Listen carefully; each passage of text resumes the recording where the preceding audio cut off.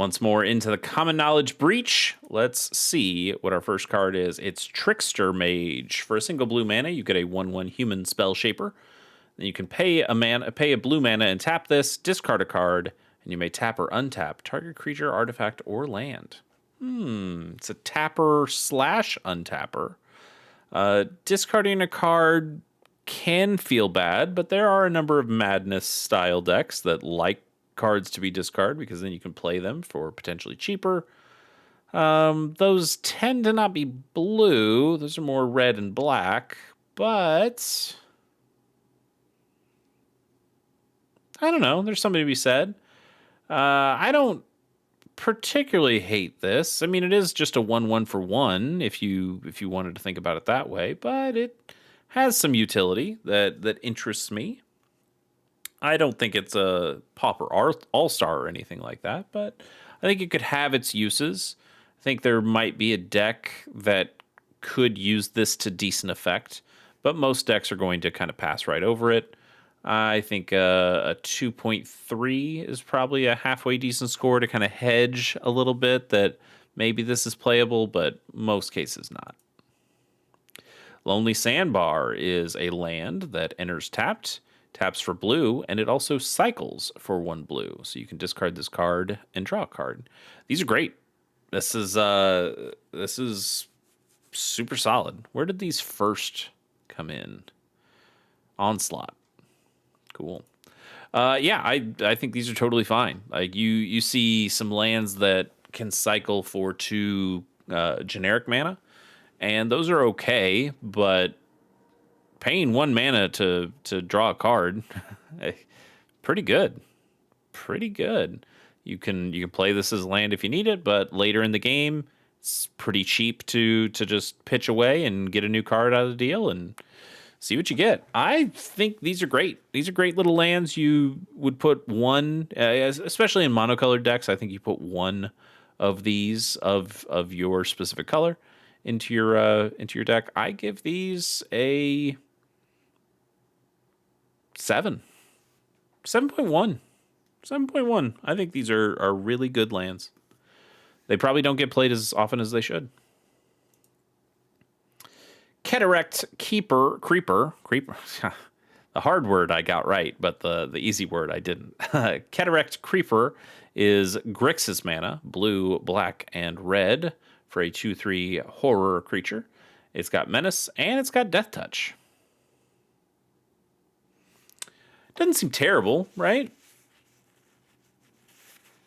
The problem, of course, is the mana cost. A 3 is not a bad price for this card, but having it be in complete Grixis colors, having to have all 3 pips of that color, of these colors, makes this much harder to put on the table. And what do you get when you jump through all those hoops? You get a 2/3 Menace Death Touch. It's okay, but yeah, I think this is asking you to jump through a couple too many hoops when it comes to getting the right colors, and I think that kind of kills the usefulness of the card. Grixis decks are a little bit more focused in what they want to do than this, so I don't even think this goes in the decks that are Grixis and Pauper. You just kind of leave it off, and for good reason. It's cool. It's cool that it's got Menace and Death Touch, so you are taking 2 creatures with you if they try to make the block. But overall, I think it's just a little bit on the weak side. Let's go ahead and give this a 2.5. Martyr of Frost is a 1/1 human wizard. And for 2 mana, you can reveal X blue cards from your hand, sack this creature, and counter target spell unless its controller pays X. I think that's asking for a lot, right? It's originally from Cold Snap. That sounds about right. I played in Cold Snap, and playing the sets around Cold Snap, you really go, wow, Cold Snap's kind of bad. And it's bad because it's meant to be part of Ice Age and Alliances, right? So when you think of putting it with those cards, power levels maybe about right for those sets, but it's weird because it's in like the modern frame and felt like a new card, but also didn't feel like a new card. I don't think this is very good, even for 1 mana. 1 mana, 1/1, pretty much the baseline, but I don't love this effect at all. I really don't like that you have to sacrifice the creature. That really sucks. Like, not only are you sacrificing creature, you're revealing a bunch of cards in your hand to not even guaranteed counter a spell, but to force your opponent to spend more mana. Like, God, you're jumping through a lot of hoops that Spell Pierce kind of just does for a single mana on its own. I don't like this. I don't really like this at all. I will give it a 1.1. And move right on to Hussar Patrol for 2 and Azorius mana. That's 2 white blue. You get a 2/4 Human Knight. It's got Flash and it's got Vigilance. Clean card, very clean, but a little similar to the to that Grixis thing we saw with Menace and Death Touch. Having a couple of keywords on it is nice, but I don't think the creature is quite good enough to really justify what it's asking you to do. I think if you're in Azorius decks, if you have something that's both blue and white, I think you're probably playing just a more focused game plan that doesn't really need a Flash Vigilant 2/4 in it. I don't think that does a heck of a lot for your game plan. And probably detracts from cards that you could put in there that would contribute more to your game plan. And that is kind of the cardinal sin here. So while it's a fine card, I think it gets like a 2.2, and you never play it, but it's not a terrible card. It's just not a very good card.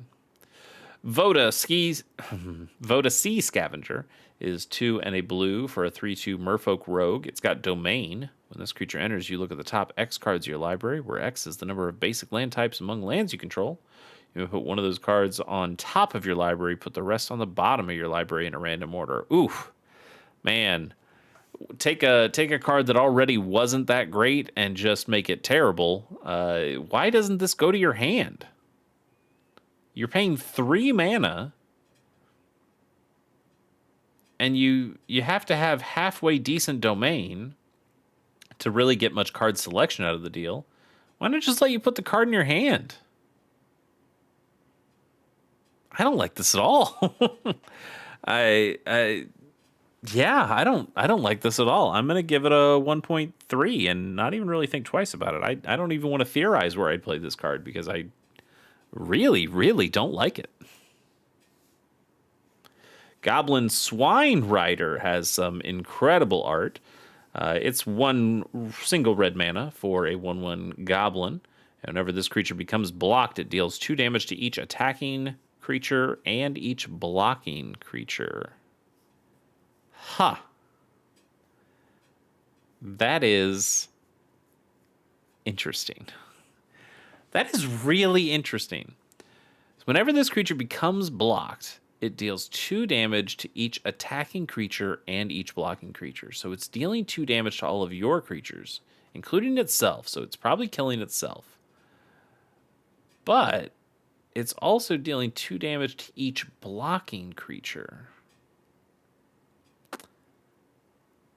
I guess that's mostly a bad deal for you, right? Because if you're swinging in, your opponent then gets the choice of who they want to block, or which creatures they would like to block with, and which creatures they block.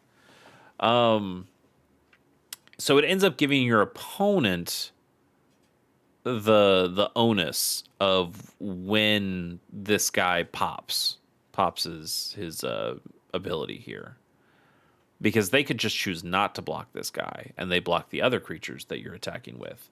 But maybe you attack in with the valuable creature that you want to keep, that you'd rather not take the damage, and this guy, and then they know that, okay, well, this is the time to block that guy. And so I think it gives your opponent a little too much freedom, a little too much control over here, and that ends up making it a really bad card. But I think there's I think there's a way of making this good. Like, what if instead of saying each blocking creature, it says whenever this creature becomes blocked, it deals 2 damage to each attacking creature and each creature your opponent controls. Then it's a little bit more dangerous. Then your opponent doesn't really. I mean, your opponent still gets a choice on whether to block it or not, but now it lets you feel like you have a little bit more power into it, and you're daring your opponent to block this. And maybe you can load this up with +1/+1 counters or auras or something like that, and make this much stronger. So then you're daring your opponent even harder to force the block. That is not what this card says, though. It does damage to each blocking creature, so your opponent can really choose. I'm only going to block with 1 creature. Darn, I lose that 1 creature, but you potentially lose your entire board if you're attacking, if you're full swinging out. So pretty bad. Pretty bad card. I'll give it a 1. It's really, really bad, but I think it could be cool, and I wish they now I kind of wish they'd make that card. Like Goblin, man, like if they ever do like a Modern Horizons 4, this would be a fun one to Goblin Swine Rider or something like that, or Goblin Hog Rider or something like that could call back to a card like this and do something cool with it. Hedge Witch's Mask is a single white mana for an artifact that's an equipment. Equipped creature gets +1/+1. An equipped creature can't be blocked by creatures with power 4 or greater. Equips for 2. It's okay. It's not that great. It's not that great for a number of reasons. One, the color mana limits the decks it can go in to play the card in the first place. The equip cost is a little bit higher than you'd want it to be. You'd really want it to be equip 1. Like at this point, just play like Leonin Scimitar, which is a single generic mana for a +1/+1. It equips for 1. Get a Bone Splitter instead. That's 1 mana for an artifact, or for an equipment that does +2/+0, and it equips for 1. Those are just better quality artifacts than this. Like, yes, it has the can't be blocked by creatures with power 4 or greater. Okay, you're not dealing with an absolute ton of those in Pauper, and there's enough token small creatures in Pauper decks that your opponent will still be able to block all day. So I think the effectiveness of this is really spotty. I will give this a 1.2. It's really bad. I don't like it at all. Giant Albatross. Hell yeah. This is definitely the better art. This is okay, but this is the better art. Giant Albatross is 1 and a blue for a 1/1 bird. It flies, and when this creature dies, you can pay 1 and a blue. If you do, for each creature that dealt damage to this creature this turn, destroy that creature unless its controller pays 2 life. Creature destroyed this way can't be regenerated. That is a lot of text for kind of a bad flyer. And it really, I mean, it's a 1/1, so your opponent isn't going to double or triple block or anything against this guy. I guess if you load it up with auras or counters or something, but even then, I don't think that's really happening. Then you have to have left mana open to be able to pay the extra 1 and a blue to even turn the effect back on them. And even when you do, they lose a creature that probably wasn't all that impactful anyway, or they just pay the 2 life and they don't care. Yeah, I think this is a fun idea that didn't work out very well. It's really sad that you have a cool name like Giant Albatross, and it's kind of, as the phrase goes, it's kind of an albatross around the neck that you have this kind of bad card attached to a great name. So that's a bummer. Giant Albatross gets a 1.2, I suppose. Yeah, 1.2. It's really not very good. Glimmering Angel is 3 and a white for a 2/2 angel. It flies, and for a blue mana, this creature gains Shroud until end of turn. 4 mana for a 2/2 flyer. Pretty bad. Pretty bad. But the Shroud is interesting. Like, it's certainly could keep it alive.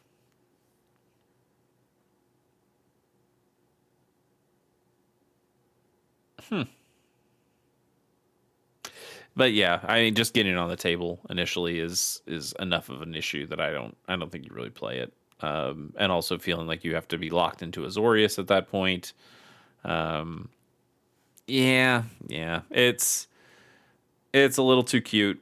It doesn't quite do enough, and it costs too much. So we'll give this a 2.4. Is this our last one of the day? I think it is. Monastery Messenger is I think we've done two-brid mana cards before. Yeah, we definitely have done two-brid mana cards before. But it's 2 aura blue, 2 aura red, and 2 aura white for a 2/3 bird scout. It's got flying and vigilance. And when this creature enters, you put up to one target non-creature, non-land card from your graveyard on top of your library. This guy I don't particularly hate. If you're playing the right colors, which is Jeskai, you could get this down for 3 mana. And it's a pretty decent effect for 3 mana. It's not a terrible body. 2/3 flying vigilance. That's not bad. It does get you instant sorcery artifact or enchantment. That's not bad from your graveyard. On top of your library, you'd really like to go in hand instead, but still, it's a way of getting back some potentially useful cards. You know, Brainstorm would be really nice to get with something like this. A Lorien Revealed would be really nice. Like Lorien Revealed that you island cycled, and now you're able to grab it back because now you can spend the 5 to draw the cards. That's kind of cool. You're in Jeskai, which means that you probably can do ephemerate stuff, or like playing ephemerate, and then you can start getting your spells back. You can get your ephemerates back with this and do cool ephemerate loops. Although you generally just play Archaeomancer instead because that puts the card back in your hand instead of back on the top of your library, so you can do the loops a little bit more effectively. Archaeomancer is not a 2/3 flying vigilance though, with cool art. I mean, I think Archaeomancer has some decent art to it, but this is pretty cool art. Yeah, I think the mana cost ends up being a little hard to justify. It's cool that you could just put this in a colorless deck if you wanted to, or even a monocolored deck, and just know that you have to spend the extra mana to make it work. But you could do that. 6 mana, 6 colorless mana though for a 2/3 flying vigilance does feel a lot worse than paying 3 mana for the same effect. What do you give this? Like maybe like a high 3, like a 3.7. Let's give it a 3.7. I think that's fun. Bonus card, Vivid Flying Fish. Great name. 1 and a blue for a 1/1 fish lizard. This creature has flying as long as it's attacking.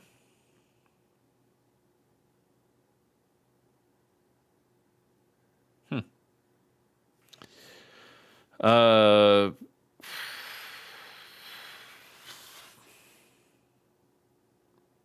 Not very good, right? I mean, there are lots of there's lots of 1/1 flyers that you can get that just have flying all the time. And there's even more 2 mana flyers that have even better stats than this, even in blue. So I don't think this is really a card that you ever want to use. Like interesting for something like a ninjutsu deck, because it does give you that evasiveness. But you'd rather just have a fairy that flies all the time and that has more effects on it. than this does, because this is essentially a French vanilla creature that is sometimes just a vanilla creature. That's pretty bad. That's pretty bad for 2 mana. Yeah, we'll give this a bad score. It is it's a 1.1. 1.1. Pretty useless in the grand scheme of things. Fish lizard's a fun creature type though. Anyway, that's all for this one. We'll catch you next time on Common Knowledge.